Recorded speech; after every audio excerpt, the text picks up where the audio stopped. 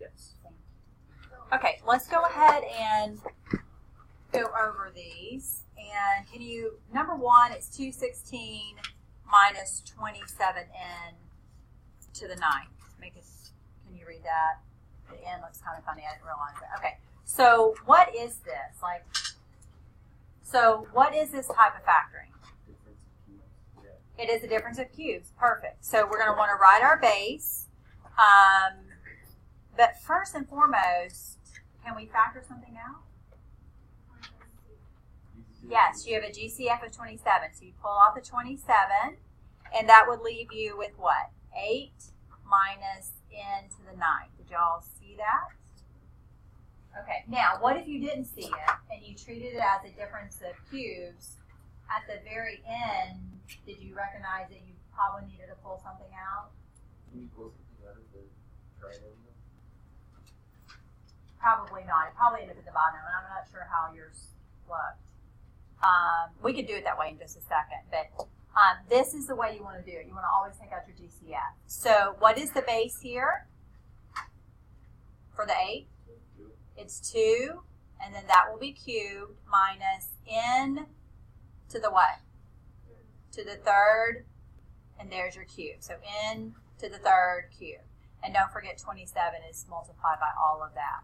Do we have to take the GCF out? Well, let's do it the other way and see what y'all get. What did you get for your answer? Let's see if it matches our answer in just 1 second. Okay, so I have a binomial, and I have a trinomial, and of course I do need my 27 out front. So I have a 2 minus n cubed, and then I have 2 squared, which is 4. And then I obviously want to square n to the 3rd, so I get n to the 6th. And then when I multiply 2 and n cubed, I just get 2n cubed. So my signs are same, so I start with the subtraction, so subtraction, addition, addition. Now, is that the answer you guys got if you did not factor out the GCF? What did you get? I got 6 minus 3 n cubed times 36 plus 18 n cubed plus 9 n to the 6.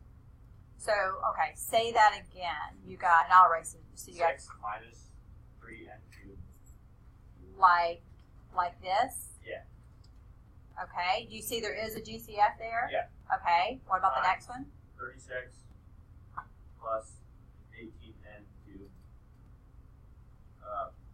plus 9 n to the 6. Okay. Now, so what could you pull out here?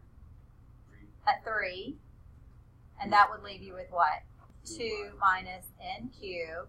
And what is common, or what's the GCF in the second one? 9. So I'm going to stick the 9 out front like that. And then if I do that, I get 4 plus 2n cubed plus n to the 6th. Isn't that the same thing? It is the same thing, but you'd have to recognize on the back end, like if this is your answer, it's not fully factored. Do you see that? So I just wanted to kind of show you that. That's what would That would happen. be wrong in our test. Yeah, it'd be wrong if it says the fully factor. So you do want to fully factor. Okay, so that's kind of the alternate way to do that one. Okay, number 2. This is a what? Does it have a pattern? Perfect square. It's like a perfect square trinomial Yeah. pattern. And I'm going to just use 2x to the 2nd. And then I'm going to use a negative sign because it's a negative 12. And then it's going to be 3. And then it needs to be to what power? Squared. Okay, did y'all get that? Okay, very good. What can I do for number 3 to start off? GCF of x. Very good. And then, is there anything else? No. No, not on this one. So I have 81x to the 4th minus 256. Is this one of our special powers? Yes. Okay, it's a difference of what? 2 Square. perfect squares. Okay, so I still have my x GCF, and then I'm going to have 9x squared, and that would be minus 16 or plus 16 either way, and then 9x squared, and use the other one here. Okay, now can I continue going? Yes. Which one? 9x x squared minus 16. Very good. This will continue on, okay? So I'll just kind of replace this. So that'd be 3x plus 4, 3x minus 4. So your answer would be x times, and you've got a binomial, another binomial. We have 3 binomials, actually. Now, think about the degree on number 3. It's a degree of 5. Do you see all of the 5, like, do you see the degree once it's factored out? Yes, you do. There's a 1 there. This is a linear binomial, so it gets a 1. This is a linear binomial, so it gets a 1. This is a binomial, but it's quadratic, so it counts for 2 if you're talking about your degree. So 2, 3, 4, and 5. So you're not losing anything, and that's important because we're going to start thinking about how many roots do you have. We'll be talking about that. Now, what is this one? Just a plain old factoring that y'all been doing for a long time. Let's do trial and error because we talked about that yesterday. And factors of negative 12. I'm going to have a positive, I'm going to have a negative. But I could have a 1 and a 12, a 2 and a 6, a 3 and a 4. And I need the sum to be a positive 5. So my larger factor should somehow give me a product that will add with the other product to get 5. Positive.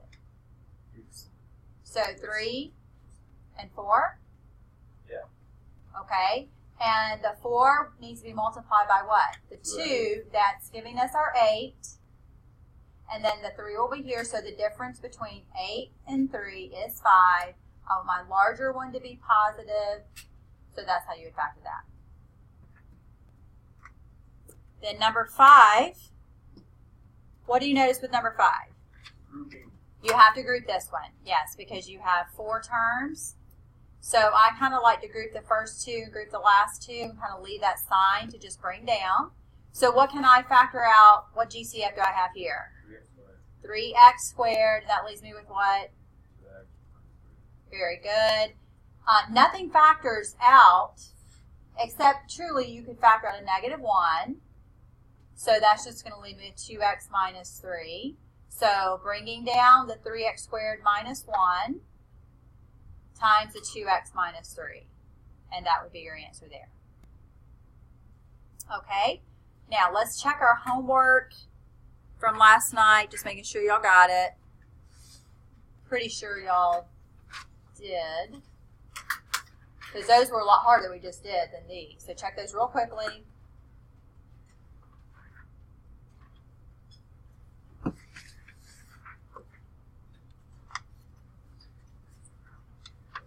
How do you feel like you're doing, now granted they're not on here, but how do you feel like you're doing on the sum and difference of cubes? The new? Easy. Easy? Okay, good. It's just a pattern, right? We're going to explore that a lot more the next couple of days, though. If I remember correctly, there might be one that's a mistake up here. I can't remember which one it is, though. I kind of feel like it was somewhere in the middle of the page. Maybe we fixed it. I can't remember.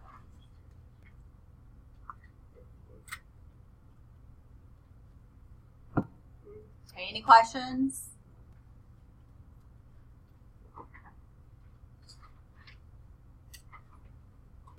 Okay, y'all sure you're good with that?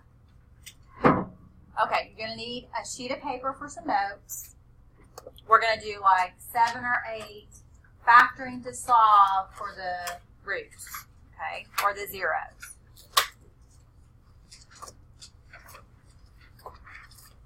Okay. So this fits in the category factoring completely to find all the zeros of the function.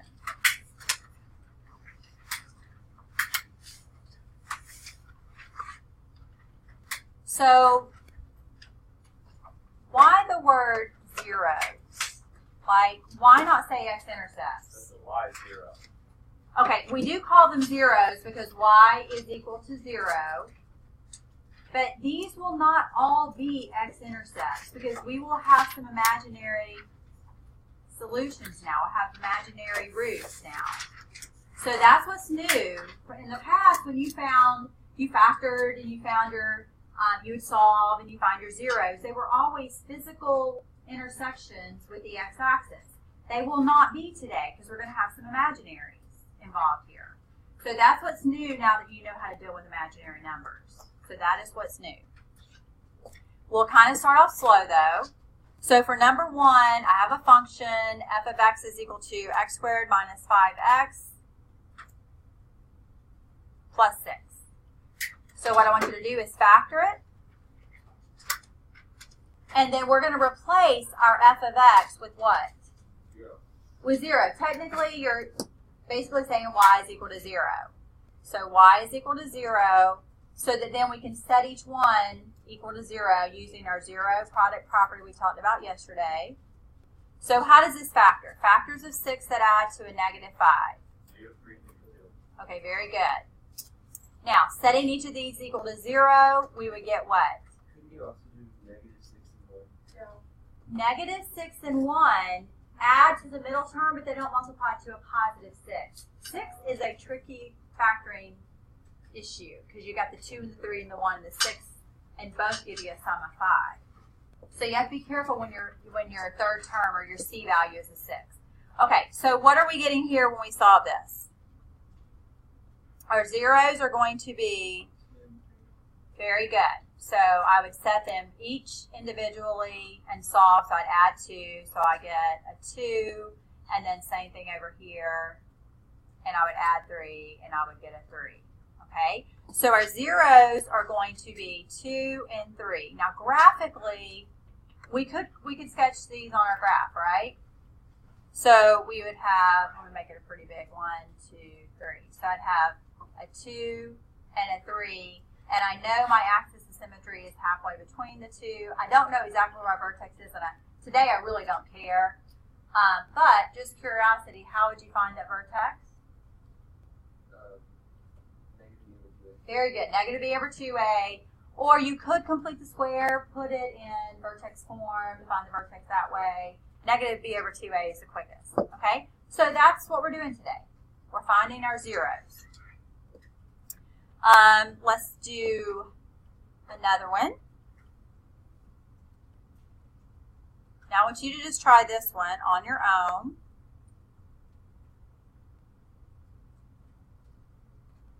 It just got a little bit harder factoring, but it's still pretty much the same process. So go ahead and do that one on your own.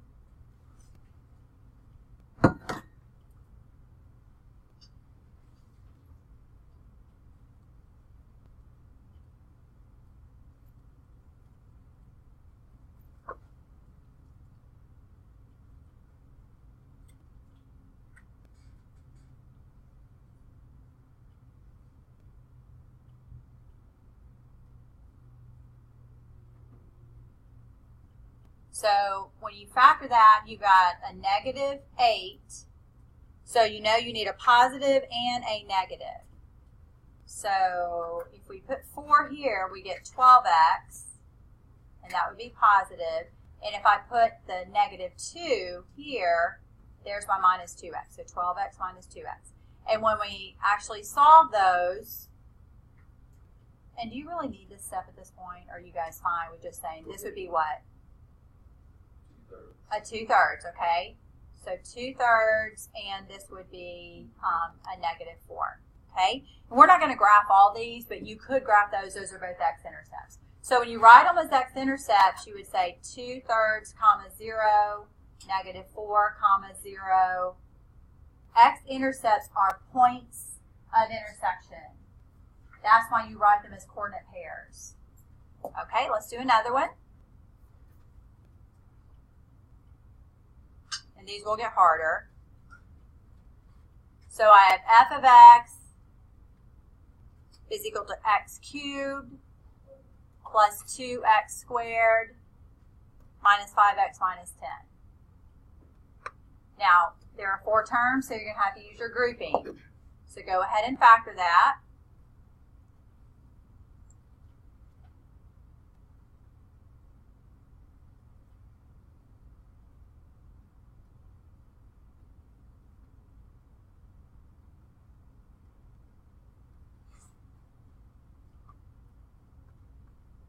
Now, This one, did you get the factoring first? Did you get that, or did I go too fast?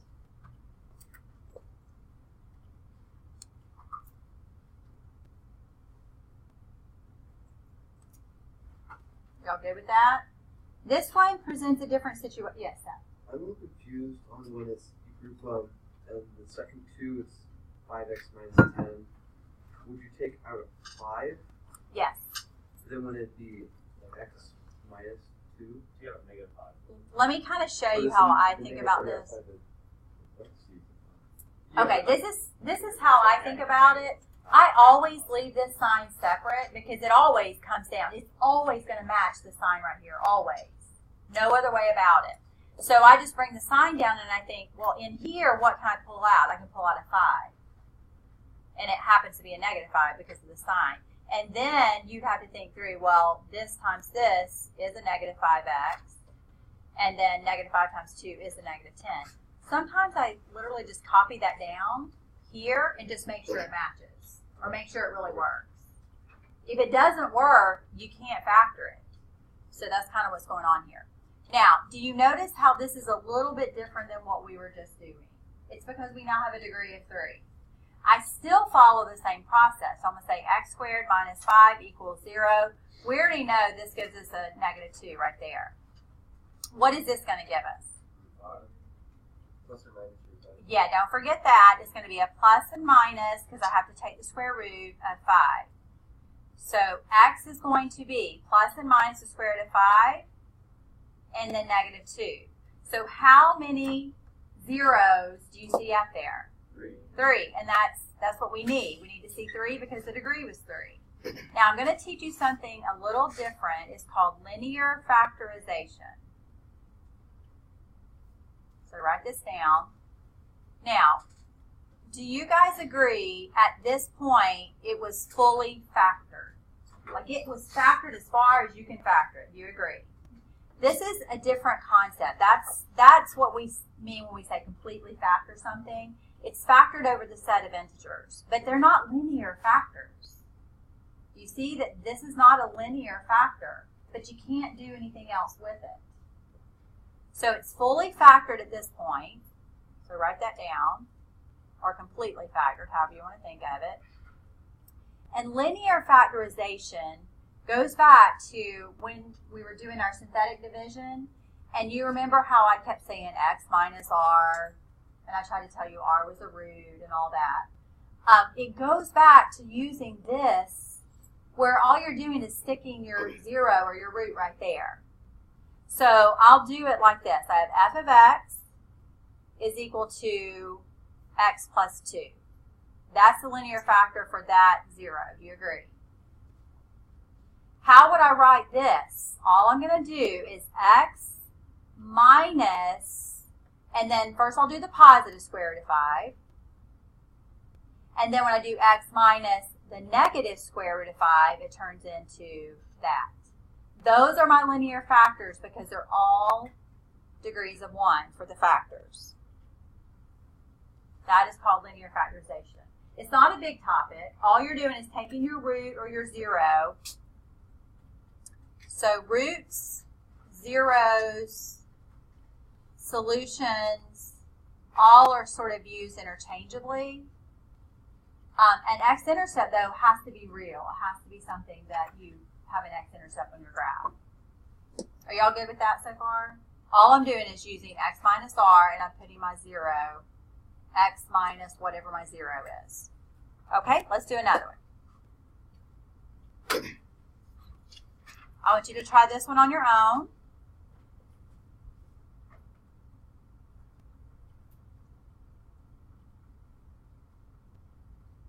And it shouldn't take you too long. And I want you to go all the way through finding the zeros and also the linear factorization.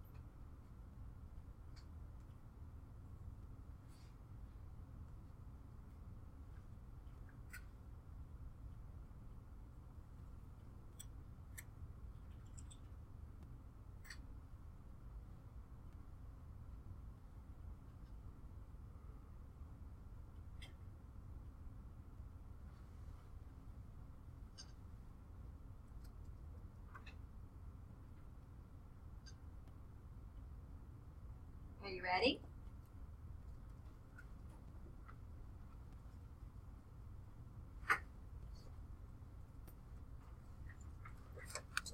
So how did it factor? You should have x squared and then x plus 3 minus 2 and then x plus 3. So it's going to factor as x squared minus 2 and then x plus 3. So your zeros are going to be, you set this equal to 0, and you would get a plus and a minus, what? Square root of 2, and then you get a negative 3. So the linear factorization, and you want to write f of x, because it's a function still, x plus 3, and then x minus the positive square root of 2, and then x minus the negative square root of 2. So the sign's just changing back, essentially. And that's the linear factorization. Yes? Does it matter which one goes first? It does not matter at all, because they're all three just being multiplied. Very good question. So the sign will always be a minus. So that's what we need to remember for linear factorization. Yes. But it turns positive, though, if it were a negative 0. So, yeah. So be careful with that. Okay, let's do another one. They do get a little bit harder. Okay, so we are going to do f of x is equal to x cubed minus x squared plus 16x minus 16. So factor out your GCF. You have to do grouping. So I'm kind of thinking about it like that.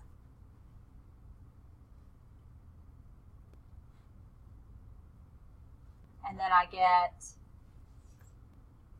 x squared plus 16 and x minus 1. Now, when I set this equal to 0 to solve, I end up with a negative 16 on the right side. So when I take the square root, I get a plus and a minus for I. Does that make sense to you? It's negative, yes. So, and this will give me a 1. So these are my zeros, okay? So my linear factorization would be, it looks weird, but it's just x minus the positive 4i, and then x minus the negative is going to be x plus 4i, and then I still have my x minus 1. So remember, this is completely factored over integers, but it's not giving me linear factors because of this quadratic that can't be factored any further. So this is what is called linear factorization. There's really one main reason we do the linear factorization. It helps you understand, okay, yes, you still have 3 roots or 3 zeros. You see them there. Okay, you still have 3. Also, eventually we're going to give you one root, or like, say we tell you 4i is a 0. You're going to have to know how to work back to the original polynomial.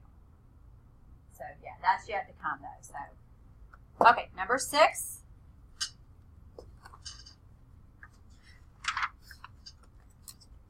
So f of x is equal to x to the 4th plus 3x squared minus 18. So this isn't one that requires grouping. So this is going to factor using quadratic principles to factor higher orders like we learned. That's why we learned that yesterday. And then factors of negative 18 that add to 3 would be what? 6 and 3. And I want the 6 to be positive. And then I set each of these equal to 0. So x squared plus 6 equals 0. X squared minus 3 equals 0. So then I get x squared is equal to negative 6. X is a plus and minus I roots of 6. You'll see what happened there because it won't simplify. Because I have to take the square root of both sides. Don't forget the plus minus. And then here I get what? X squared is 3. So I get what? Plus and minus square root of 3. So those are my zeros. I need to do my linear factorization. So x minus the positive of this would look like that. X minus the negative is going to be this. I need x minus the positive square root of 3 and x minus the negative. So x minus the negative turns to a positive, of course.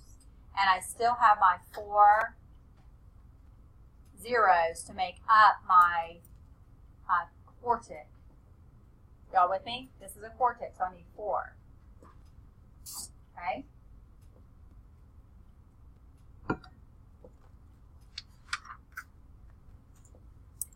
Alrighty. Another one. This one gets a little bit harder. So far, so good? Well, yes. Do we have to show all of that work after we kind of solve the problem to find the zeros? Because, like, for me, if I see an x squared plus 6, I automatically know that it's an x. That's fine. Yes. Y'all understand this question? You don't have to do all that. If I skip that step though, some people may get lost and not know what I'm doing. So x to the 4th minus 2x cubed plus 8x minus 16. Alrighty. So I'm going to have to group on this one. I can pull out what? An x cubed, and then that leaves me with x minus 2. And then here I get plus 8 and then x minus 2. So putting it all back together, I get x cubed plus 8. And then I get x minus 2. Can I keep going? This is our new one. This is our new type of factoring. So yeah, we can factor that. It's a what? A sum of cubes. So I need my binomial, my trinomial, and then of course I still have my x minus 2. So my base here is an x, my base here is a 2. X squared, 2 squared, and then just multiply them for this middle. Same as a positive, opposite, positive.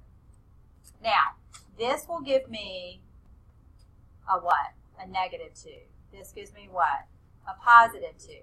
What about this? Does it factor? Do y'all remember yesterday? I told you it always feels like it should, but it won't factor. So that does not factor. The middle factor here won't factor anymore. So what am I going to have to do? Quadratic formula. Because I've got to solve. So I'm going to say x is equal to, and I have a b of negative 2. So negative, negative 2, plus and minus, and then I'm going to have 4 minus 4 times a times c all over 2. That's 2 plus and minus.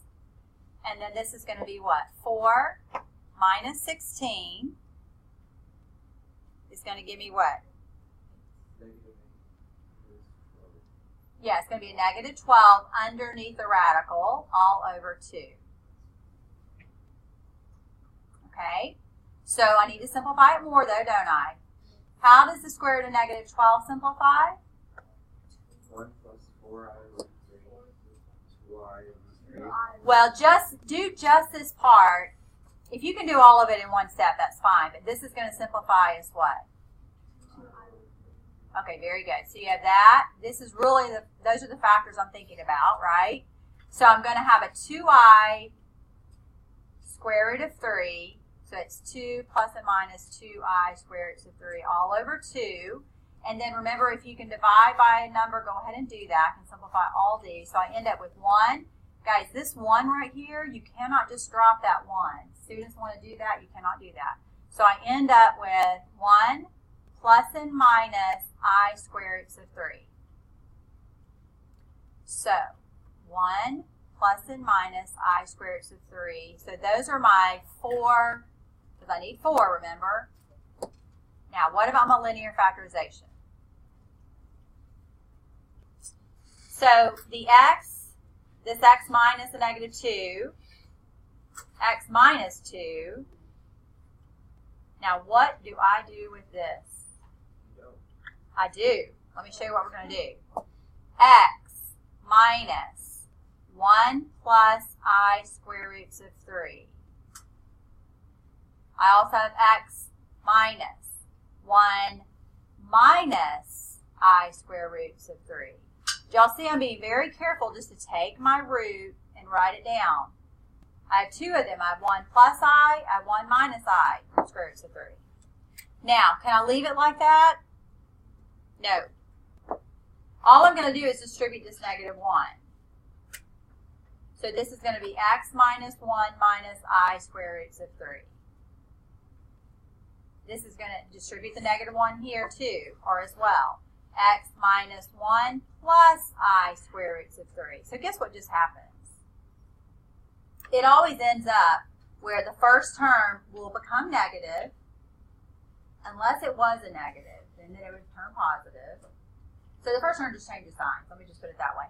Then the plus here becomes the negative, and the negative becomes plus. So it just works that way. And then, of course, I have x plus 2, x minus 2. So by far, that was probably the hardest part of the whole lesson, right? Okay.